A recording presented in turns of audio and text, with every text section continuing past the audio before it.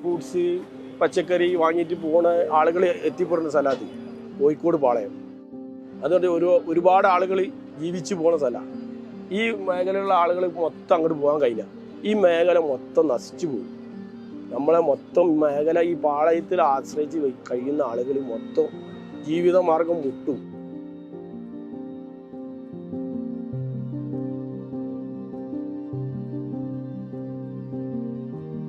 ഇവിടെ നിറ ഇത്ര സൗകര്യങ്ങളൊക്കെ ജനങ്ങൾക്കുള്ള സൗകര്യം അവിടെ കിട്ടൂല. നമ്മളിപ്പോ ഒരു സൗകര്യം കിട്ടാനല്ലേ ചെയ്യുന്ന, അവിടെ അങ്ങനെ ഇത്ര സൗകര്യം കിട്ടൂല. ഇവിടെ 3 ഏക്കർ സ്ഥലമുള്ള സ്ഥലമാണ്. പിന്നെ തൊഴിൽ മേഖലയിലൊക്കെ പ്രശ്നമായിരിക്കും. അവിടെ വോട്ടർമാരുണ്ടാവും, ഇവിടുത്തെ വോട്ടർമാർക്ക് എടുക്കാൻ കഴിയില്ല, കച്ചവടക്കാർക്ക് എടുക്കാൻ കഴിയില്ല.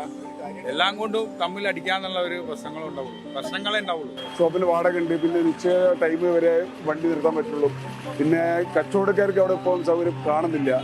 ഞങ്ങൾ ഇവിടുന്ന് പോണ പ്രശ്നം ഞങ്ങൾ എന്തായാലും ഉദിക്കുന്നില്ല. ഞാനും 6 ആളാണ്. ഞാൻ പോറ്റണം ഈ കാലം വെച്ചിട്ട് 6 ആള്. അപ്പോൾ അതേമാതിരി എത്ര ആൾക്കാർ, 5000 ആൾക്കാർ ഇവിടെ പണിയെടുക്കുന്നുണ്ട്. 5000 ആൾക്കാർ പണിയെടുത്തില്ല, 50,000 ആൾക്കാരാണ് പട്ടിണിയായി പോകുന്നത്. അത് നമ്മൾ ഈ സർക്കാർ അത് ചിന്തിക്കണില്ല. എങ്ങനെയൊന്നും നശിപ്പിക്കാമെന്ന് മാത്രം കൂടുതലുള്ളൂ. ഇവിടെ വരുന്ന ആൾക്കാരും സാധനം വാങ്ങാൻ വരുന്ന ആൾക്കാരും ഇവിടുത്തെ കച്ചവടക്കാരും തൊഴിലാളികളും അവർക്ക് വേണ്ടിയിട്ടാണ് ഇവരിത് മാറ്റുന്നത്.